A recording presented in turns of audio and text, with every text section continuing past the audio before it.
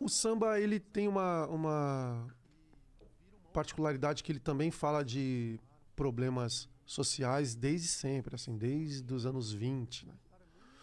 do século passado. O rap, ele tem as características de falar de problemas mais urbanos, né? Uhum. Políticos. Políticos e tal. E essa coisa desse contexto de trazer músicas que você usa o propósito da alegria para falar de coisas que são importantes, eu também gosto de usar, sempre usei muito, assim. Os anos 90, pouquíssimas músicas tocaram no rádio com esse contexto, assim, porque era uma música muito temática para tocar e tal, mas quando eu pude, eu sempre coloquei algumas coisas muito importantes, assim. Deixa ir à luta, e sozinho eu sigo nas horas da vida, sem pedir licença para continuar. E sozinho essa luta vira covardia, deixa eu ir à luta, não posso parar. É uma música muito importante do meu repertório, do repertório do Arte Popular. O Diogo Nogueira gravou, um monte de gente gravou. E que também tem essa coisa da poética que fala de coisas importantes, assim. Quando você se distanciou do grupo, você chegou a sair? Como é que foi? Você decidiu se dedicar mais pra sua carreira? Você queria fazer alguma coisa diferente? O que aconteceu ali? Eu tava cansado, você tava muito cansado, assim. A gente tinha gravado... Foi em 2000, olha, parece que faz pouco tempo, mas já faz 20 anos, né, cara? Que loucura, Minha né? filha nasceu em 2000. Olha aí, já tá 21 anos. Olha aí.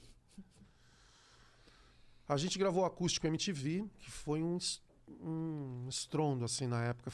A gente fez uma turnê de 180 shows, assim, com 2 caminhões, assim, foi muito... Caramba! Foi muito grande, assim, pro segmento e pra nossa carreira, assim. Foi um acústico que passou em mais de 70 países, foi muito bom. A participação do Jorge Benjor, né?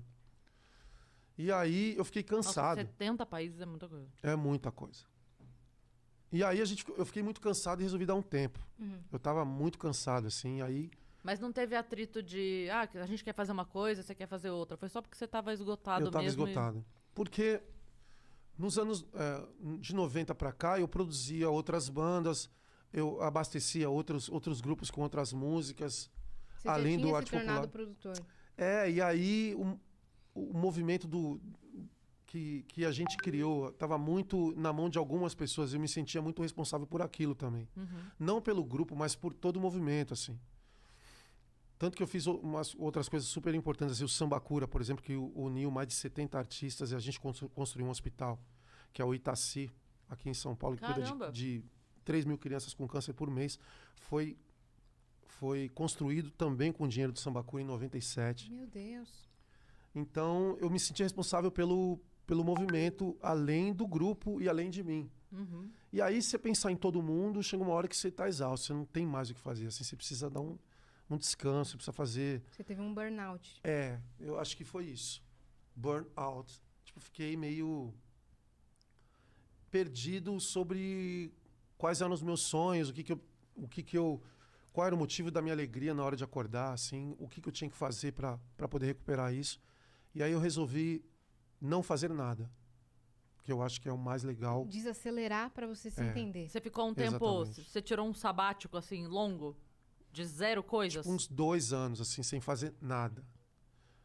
Até morei na Serra da Cantareira esse tempo, foi na época que meu filho nasceu. Que ótimo. E aí eu fui convidado para Casa dos Artistas nessa época também. Puta que pariu, tudo isso ao mesmo tempo. Como E é aí? que foi? Foi muito engraçado, né? Eu fiquei 2 semanas, eu tava muito mal naquela época, assim. Foi a primeira versão? A primeira, que foi mais Icônica. Tinha a icônica. Bárbara Paz. Foi essa aí. Quem mais que tava? O filho Tava da o Vanusa, Frota, é esse? o Supla. O Supla. Meu Deus, gente. Foi muito engraçado nessa época. Mas nessa época eu tava bem mal, assim, eu tava muito... Tava precisando descansar mesmo. E aí 2 semanas eu saí e comecei a gravar coisas mais alternativas e, graças a Deus, todo esse processo, assim, me levou a ter um equilíbrio emocional e físico, assim, bem bom para poder estar aqui hoje. Assim. Te curou, né? Sim. E quando você resolveu voltar, você pensou, vou fazer uma musiquinha quietinha aqui, não vou me meter a voltar de vez total? Como é que foi? Aí eu produzi o Arte, produzi algumas coisas de outros grupos na época. E aí em 2016 a gente resolveu voltar com a formação original. A gente lançou um disco com orquestras com uma orquestra sinfônica chamada Breakdown Partido Alto. Breakdown Partido Alto. Até o nome é bem diferente. E foi um disco muito importante pra gente, assim. E fizemos uma turnê com todo mundo. O Marcinho voltou também. Tava o Pedrinho Black também, que era um vocalista novo. O Ricardinho, que assumiu os vocais junto. E depois desses 2 anos de turnê, o Marcinho resolveu fazer carreira solo, eu fiquei. O Pedrinho também saiu. E aí a gente tá com essa formação agora fixa, com todo mundo. E vocês pretendem voltar pros shows assim que possível? A gente tá gravando um disco muito, muito, muito especial pra gente, assim, que é um disco de samba raiz, bem raiz mesmo, assim. Nossa. Bem tradicional. Mais tradicional do que o primeiro, do que o Canto da Razão, em que a gente convidou o cara que era produtor da Jovelina Pérola Negra para produzir comigo, que é o Milton Manhães, que é hoje ele é um coroa maravilhoso, assim, que ele produziu Zeca, Almir, Fundo de Quintal, um monte de gente nos anos 80. Só nome Apenas, né? pequeno, né? Só nome pequeno. E aí ele passou umas 2 semanas em casa, a gente produzindo o disco lá, e o disco tá incrível. Chama Batuque de Magia, é um disco maravilhoso, assim, que tem muita espiritualidade no disco, assim. Inclusive, por incrível que pareça, foi um encontro de muitas pessoas que não se viam. Inclusive um cara que era muito especial pra gente, que é o Rick Batera, que gravou o disco e 2 semanas depois faleceu. Ai, é verdade. Jogando bola, teve um infarto. Olha que história, meninas. É uma história muito incrível, assim.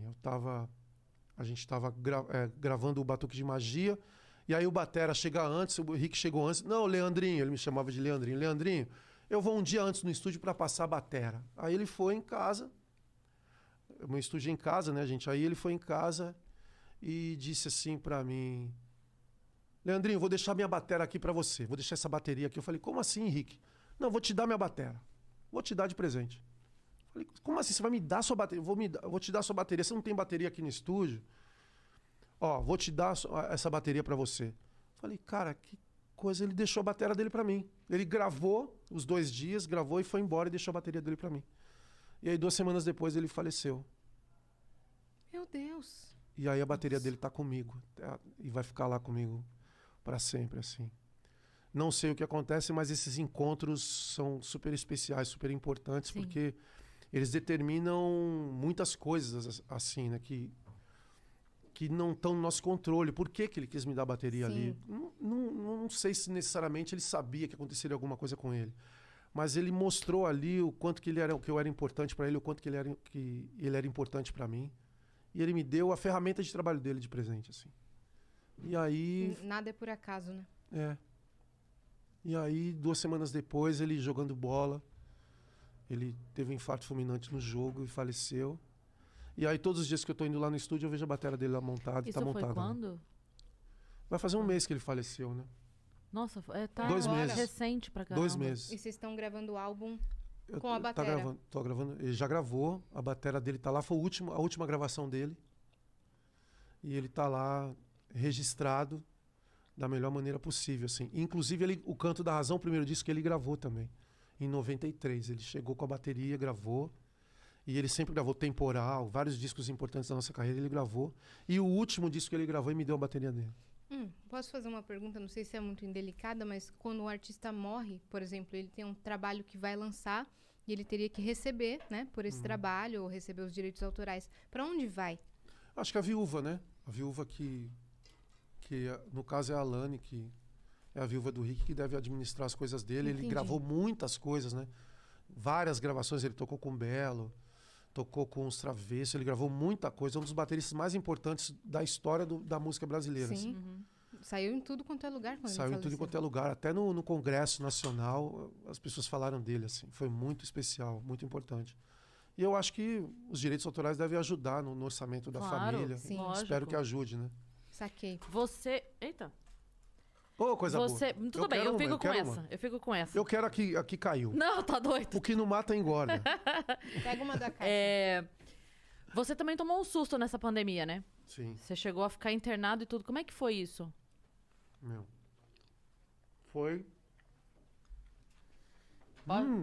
É bom, né? Bom pra caramba. Bom, degusta o salgadinho depois. Aproveita aí o salgadinho. A gente tá tudo certo. Bom